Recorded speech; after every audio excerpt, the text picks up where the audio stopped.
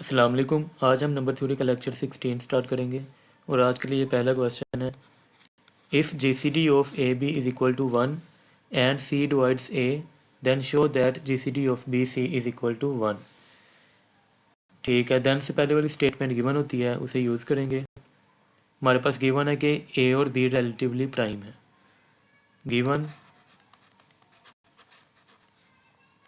GCD of A B is equal to 1। अब मुझे पता है कि जीसीडी दो इंटीजर्स का जीसीडी उनके लीनियर कम्बिनेशन के इक्वल होता है, तो ए बी के जीसीडी को उनके लीनियर कम्बिनेशन की फॉर्म में लिख देंगे। A X plus B Y is equal to 1। इसे क्वेश्चन नंबर 1 का नाम दे दें।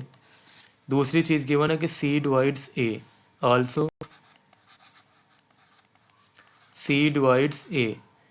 अगर सी ए को डिवाइड करता है तो इसका मतलब है कि ए को मैं सी के मल्टीपल की फॉर्म में लिख सकता हूँ by definition of divisibility, which implies that there exists an integer q belongs to z such that a is equal to c q। इसे इक्वेशन नंबर 1 का नाम दे दें, सॉरी इक्वेशन नंबर 2 का। अब a की वैल्यू इक्वेशन नंबर 2 से equation number 1 में put कर देंगे। Put a is equal to c q in equation 1। तो अब मेरी इक्वेशन 1 क्या बनेगी, c q x plus B Y is equal to 1। अब ये देखें, सी और बी का ये किस्म का लीनियर कम्बिनेशन लिखा है, क्योंकि क्यू भी इंटीजर है, एक्स भी एक इंटीजर है, इसी तरह वाई भी एक इंटीजर है। तो सी और बी को मैंने लीनियर कम्बिनेशन की फॉर्म में लिखा हुआ है। क्यू एक्स कोई इंटीजर है, इन दोनों को मल्टीप्लाई करेंगे तो जो आंसर आएगा वो भी एक इंटीजर होगा। तो उसे मैं लेट कर लेता हूँ कि वो मेरे पास क्यू डैश है plus B Y is equal to 1। अब मुझे पता है कि लीनियर कम्बिनेशन और जीसीडी दोनों इक्वल होते हैं, तो सी बी का लीनियर कम्बिनेशन सी बी के जीसीडी की फॉर्म में लिख देंगे। लेकिन हमें जो चीज़ प्रूफ करनी है वो है GCD of B C. GCD of B C is equal to 1, लेकिन ये है C B is equal to 1। तो जीसीडी की एक प्रॉपर्टी पड़ी है कि जीसीडी ऑफ ए बी और जीसीडी ऑफ बी ए ये दोनों इक्वल होते हैं। तो सी बी को मैं लिख सकता हूँ B C, GCD of B C is equal to 1। तो ये चीज़ हमने प्रूफ करनी थी। इसके बाद हमारे पास अगला थ्योरम है, if GCD of A B is equal to 1 and GCD of A C is equal to 1 then prove that GCD of A and B C also equal to 1। तो देन से वाली पहले वाली चीज़ गिवन होती है, इसे use करेंगे। Given क्या है, since GCD of A B is equal to 1। अब ए बी का जीसीडी 1 के इक्वल है, तो ए बी के जीसीडी को लीनियर कम्बिनेशन की फॉर्म में भी लिख सकते हैं।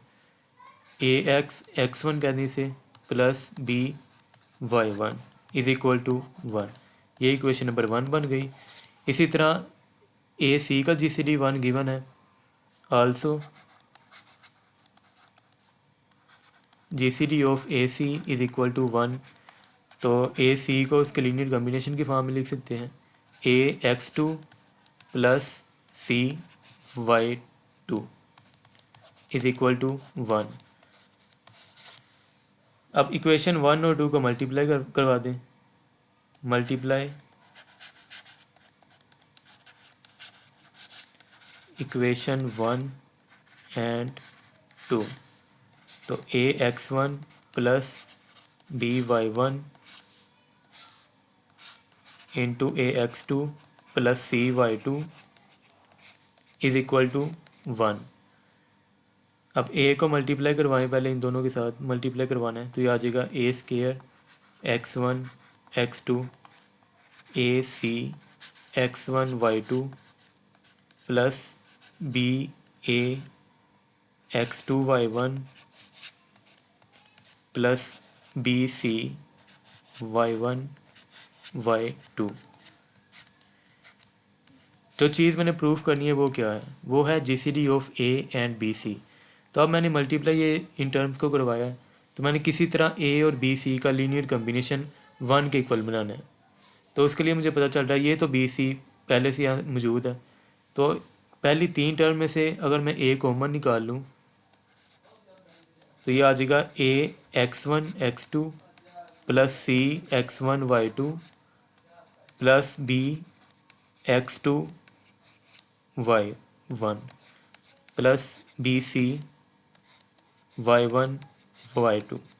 अब y1 y2 क्या है, ये कोई कोई इंटीजर थे, इन दोनों को मल्टीप्लाई करेंगे तो ये भी इंटीजर आएगा, तो बी सी मल्टीप्लाई हो रहा है किसी इंटीजर के साथ। इसी तरह ए भी एक इंटीजर है, x1 भी इंटीजर है, x2 भी, बी और सी भी इंटीजर हैं। तो इन सब को सोल्व करूँगा तो ये पूरी ब्रैकेट, इसका जो आंसर आएगा वो भी एक इंटीजर होगा। तो बेसिकली ये देखें, ए मल्टीप्लाई हो रहा है किसी इंटीजर के साथ, इसी तरह बी सी किसी इंटीजर से मल्टीप्लाई हो रहा है और मेरा आंसर आ रहा है 1। तो इसका मतलब है कि ए और बी सी का लीनियर कम्बिनेशन लिखा हुआ है, तो ए और बी का लीनियर कम्बिनेशन उनके जीसीडी के इक्वल होता है। लीनियर कम्बिनेशन को मैंने लिख दिया GCD of A B C की फॉर्म में, जो कि इक्वल टू 1 है। यहाँ पे लिख भी दें बेशक, where A x1 x2 plus C x1 y2 plus B x2 y1 belongs to z। इसी तरह y1 y2 भी कोई इंटीजर है, y1 y2 also belongs to z। तो ये प्रूफ हो गया, दिस कंप्लीट्स द प्रूफ।